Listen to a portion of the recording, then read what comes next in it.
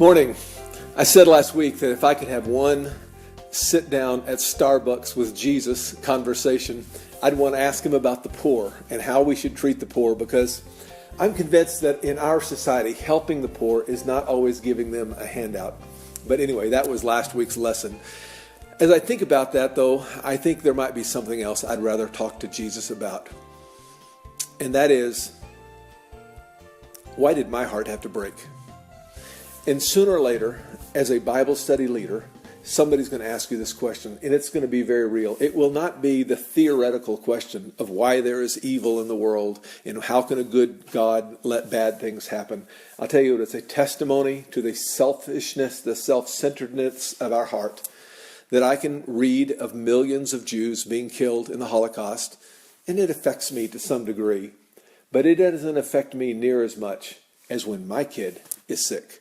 When I have troubles, my soul cries out and says, why God? When there are thousands, millions of other people dying, I think, that's odd. It is a testimony to my selfishness. It's like that old saying, the difference between major surgery and minor surgery is this. If it's your kid, it's minor surgery. But if it's my kid, it's major surgery. And so we are going to talk today about pain and sickness and how to be ready and how you can help your people to be ready when sickness comes and will not go away. And eventually it will. The rain falls on the just and the unjust, and eventually the storms come to everyone's life. And sooner or later, the people you serve will come to you and say, why did God let this happen to me? Why I prayed and I asked that God would heal, and he didn't heal. I prayed that God would save my marriage, and he didn't save my marriage.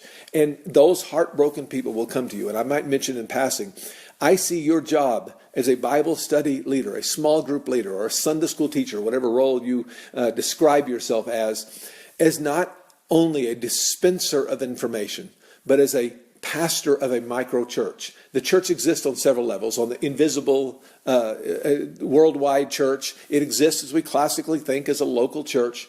But I think much of what it means to be the church happens in, through, and around small groups, Bible study classes. And at that group level, you are the pastor. And you're not just a dispenser of information.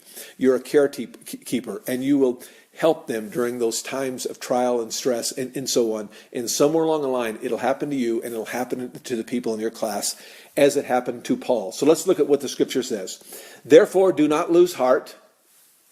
And the big idea here is Christian living is not just about believing right and behaving right. Christian living is also about feeling right. It's about not losing heart. It's about being encouraged. It's about being full of zeal. It's about rejoicing in the Lord always. It's about learning to be content when I want stuff.